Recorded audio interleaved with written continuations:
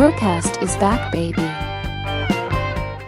As a producer in the game industry, I'd like to ask you, how do you think this will change gaming as a whole? Less than we think, I believe. Um, Automation and there's so much here to cover because there's automation and artificial intelligence to talk about. These are kind of same and different topics at the same time. Uh, Artificial intelligence, to start with, is not intelligence. No? No, it's more artificial in that sense, as in everything that comes from that doesn't come. It isn't smart. It isn't like created and processed. It's more like we feed it content and go try to make something. The problem with that is that it can't create something original per se. It will try to mix and match things to make sense. So for instance, ChatGPT is a good example. It will create text based on what is more often used on the internet, based on what it was fed. So it will create predictive content. It will create text that people imagined would happen. So while it does make things that make sense, it only makes sense it's because it's the most common thing spoken, you know? So that's what a lot of people don't realize. They think, oh, it's so smart, look at it, what's creating. It isn't, it's just doing what is more common. You probably had some experience with some text or some game that it just make you go, this is so predictable, like it's so bland. And that's what happens with programs like ChatGPT. It isn't creating something different, it's creating what is expected. Even if you give a different prompt, it will do that. It also has a very strong bias because its bias comes from everything that it was fed with. And the internet, as you may know, has a very strong bias for some topics as well.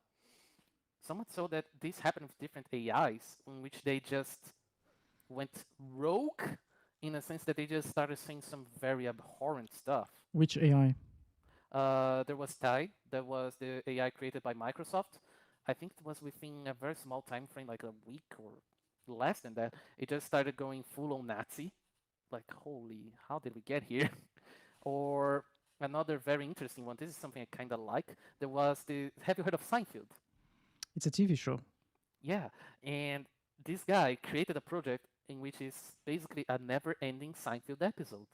Like the show just keeps going. Oh, I saw it. It's like a very low poly, Yeah. low quality Seinfeld, not fun episode.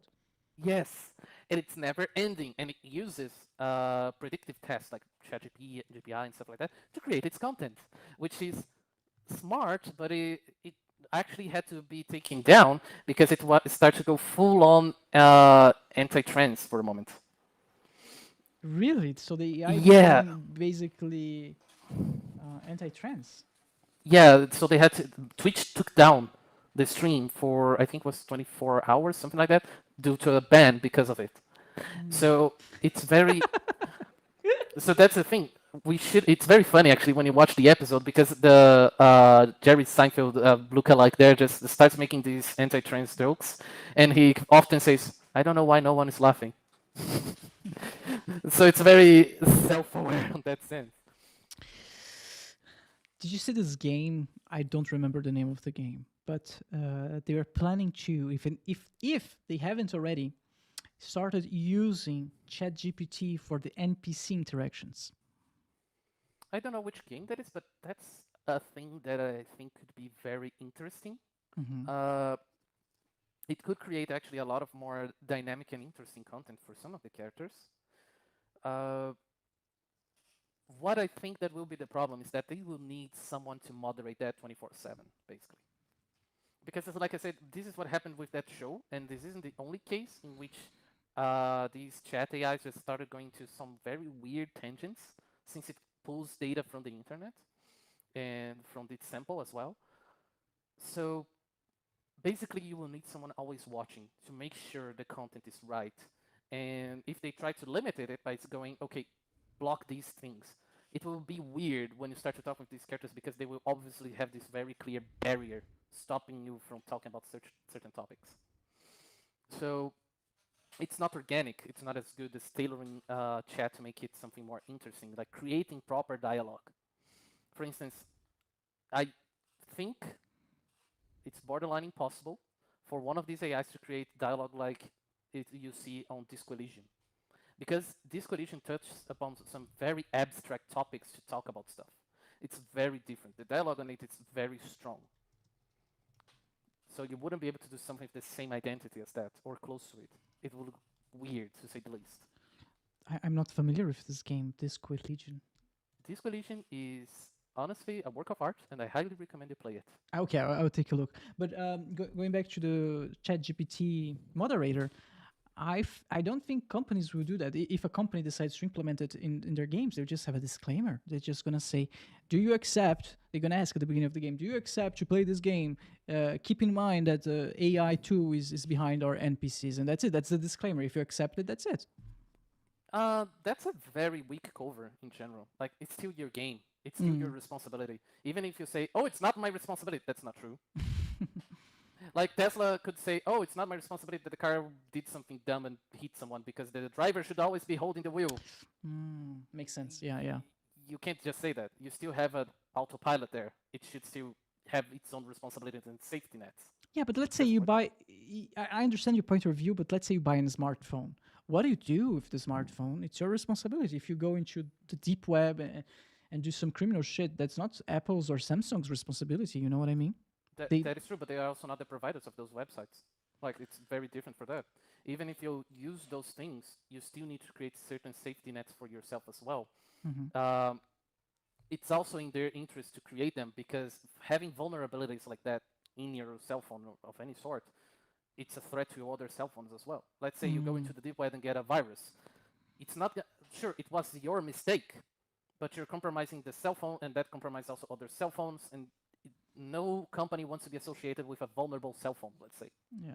You also have an interest to do that. You can't put a disclaimer, "It's your own fault that you got screwed." Most people, like we spoke earlier about video games, they won't see like that. They often will say it was the cell phone who couldn't protect you. Have you been using ChatGPT a lot? A little bit, just to see how it works, but in general, it's just, yeah. I have funny memories of similar tools in the past. Which ones? There was one, I can't remember the name right now, it just escaped me, but it was also something like that. It was just a predictive test that people would just write down and it would respond. It seemed like a normal conversation, even though it was clearly an AI, you know. So I can't remember the name now. I would play with it like in, I think it was 11, 12 years ago. Like, to me, this isn't something super new. Sure, it's more advanced, but it's more of that, you know. What scares me, it's not the current state. It's not what we can do today with ChatGPT. It's definitely helpful, but and cool in my opinion. But what's scary is what AI will look like in 10 years from now, in 15 years from now, in 20 years from now. How capable ChatGPT, or the version of ChatGPT that we're gonna have in so many years from now, how much more capable this version will be? Like, so today, ChatGPT can basically answer you as a human, like if it was a human. It tries, right? It tries to answer like if it was a human. In 10, 15 years from now, what else it will be able to do for you? It's gonna be able to call someone for you and talk. It's gonna be able to, I don't know, do your taxes for you. It's gonna be able to do your job for you. Like, and So yeah. that's a very complicated topic to go into because I'm not a specialist. No worries. Me neither. But I have a bit of historical background to bring upon situations like these. Automation is something humans have done all life to improve things, not to the scale we have right now. That's a very important distinction, I would say. But historical precedent points out that it never fully substitutes humans to a lot of things. When we automate something, what happens is that the demand for that usually increases because now it's more accessible. So usually what that happens is that we would need more people operating different tools to cover them. Like we said, for instance, ChatGPT, it's automated, sure, but we need people to analyze it to make sure it's talking, right, that it doesn't go into very problematic tangents, and we need to properly filter that. So we need more people covering that basis and learning how it works to properly calibrate it for certain dialogues. That's an example. I'm not saying this will happen, but the same thing will probably happen with art and other topics that are going right now. For instance, we have these many creative AIs creating different arts, But you can see very clear flaws when it comes to hands, because hands are usually very complex. Like I said, it only follows logic to create things, and hands, if you look at it, it changes a lot. It has a lot of motion compared to arms and body. That's why it's very hard to create proper hands. That's one example. There's more reasons, of course. I don't know everything, but it's just to point out how it has a bias and how it's hard for it to follow certain things. So you will need an artist to properly, correct that. And also, it can't follow a proper art direction. It will usually do its own thing for the most part. It's also complicated when it comes to intellectual property. That is where a lot of this discussion becomes very interesting, because you can't copyright any AI work. You just can't. What do you do then? Are you going to just use AI to create your artwork? Any company can now copy that and create their own content. You don't hold any right to it. So it's like someone can do something better than you, and what you created, your idea, is now gone. It's someone else doing something better. Are you guys using Midjourney at Puga? Not that I'm aware of. I say not that I'm aware because I'm not in all projects, but now I do know that some companies are using that usually to do what I mentioned previously, like kind of do a mood board, Mm-hmm. which is something I think it works really well. It helps you have these ideas of how you want things to go, because you give it a prompt, it will create them. It's kind of more practical than just trying to research something on Google. Just giving an example, of course. Mm-hmm. So I think the future for this is very hard for us to predict. I'm not scared right now. I don't think my position, for instance, at risk. I don't think artist's position at risk anytime soon either. I think only very amateurish companies will stick to it, to using only that. And they will face these difficulties I mentioned, like copyright and stuff like that. As soon as people find out it's AI, which they can do, because one of the flaws of AI, since it uses fed content, is more often than not, they will have kind of a hidden watermark mixed in, like a signature of an artist. Or worst, a signature of Getty Images, since a lot of the content came from that, which is an image bank.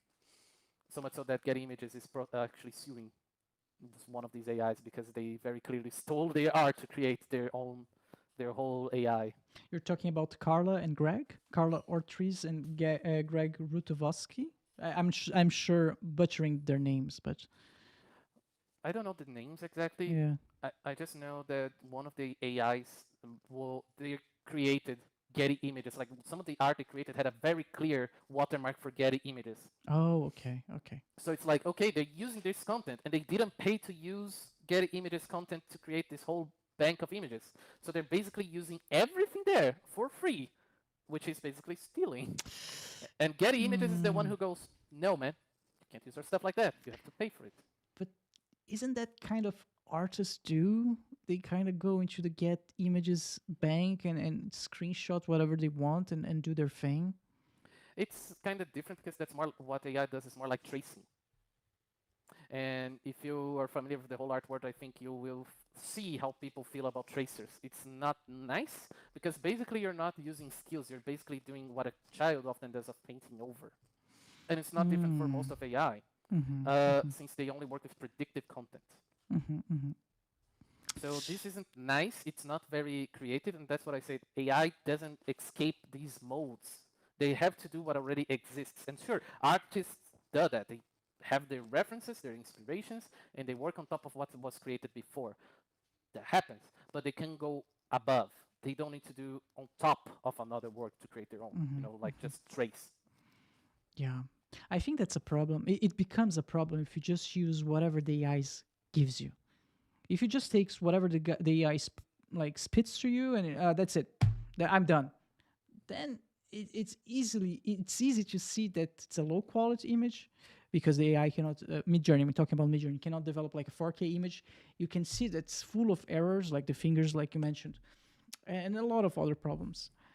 But if you use AI as a initial step or a reference tool, it's amazing. You just take it's the first step. You take that and then you iterate and you make modifications and you do all the research and combine whatever the AI gave you to create your final work. It's an additional tool, and then I think if you approach it like that, it's an amazing tool.